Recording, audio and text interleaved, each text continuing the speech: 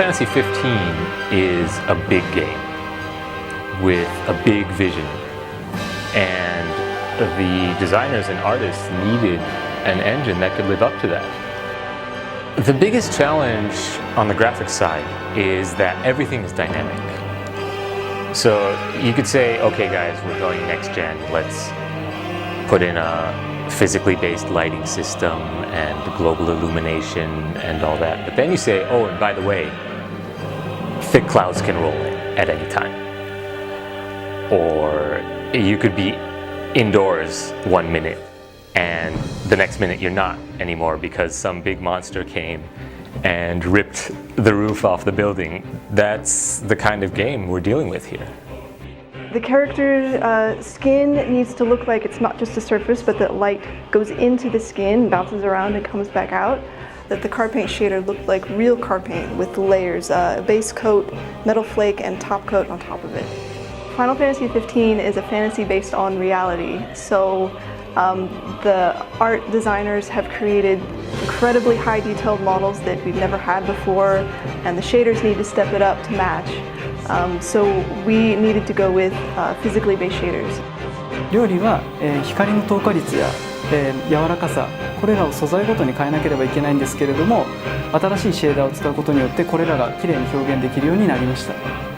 皆さんに本当に美味しそうだなって感じてもらえる料理が作れるんじゃないかなと思っています。シェーダーが物理ベースになることで、当然ライト側も現実と同じようになるべきです。我々は照明一つ一つを計測し、それを数値に落とし込んでいます。輝度や照射範囲を確定したライトアセットがあれば、街の照明配置が正しくデザインできますし、太陽の光も HDR で1日分を計測していますので、ゲーム画面の露出が現実の昼夜と同じスケールを持つことができています。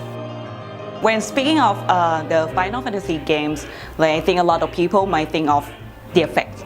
Like with the new system, we can generate like a lot more particles, like tons of particles, and we can let them move and interact with the environment by their own.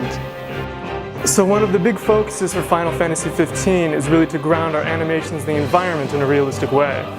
As much as possible, our goal is to remove any of the disconnect between character motions and nearby terrain, objects, and dynamic forces.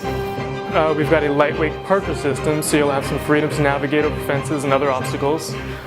Humans and monsters will look around dynamically. We do a good job making sure that limbs, etc. aren't going to penetrate the environment. We've also got a homegrown system to physically animate clothing, hair, and grass. Most deaths are ragdoll influenced, so you'll even be able to sever some body parts. Also, we're starting to make use of physics-based character control, so like humans and monsters balancing and dynamically reacting to damage. ルミナスタジオの、イベントタイムラインで各社が動いてるんですけど、今回新たに、パフォーマンスキャプチャーでの収録を行っています。ボディとフェイシャルを同時に収録するので、よりリアルな表現が可能になっています。 AI キャラクターはこのさまざまな環境を自分の目で見て、自分の頭で考えて、自分で行動を決めて活動しています。ルミナスタジオの AI グラフェイターでは、そういった AI キャラクターの頭脳をゲームの中で再現するための強力なツールになっています。 Within AI, one of the fundamental things that we want to express is movement. It's easy to phrase things in data, such as close to the street vendors but far away from the cats, and somewhere visible to the players. So we wanted designers to have all the power needed to express what they wanted in the highly complex environments of Final Fantasy 15. Well, we have a really large team of talented artists here, and to bring all of their creative visions to life, we need an engine that we can customize at a very specific level. As a graphics programmer, there's nothing better than being paired with a great art team who can really realize the full potential of the tech. And Square Enix has some amazing artists, always pushing the tech to its limits, and the end result is a gorgeous looking game.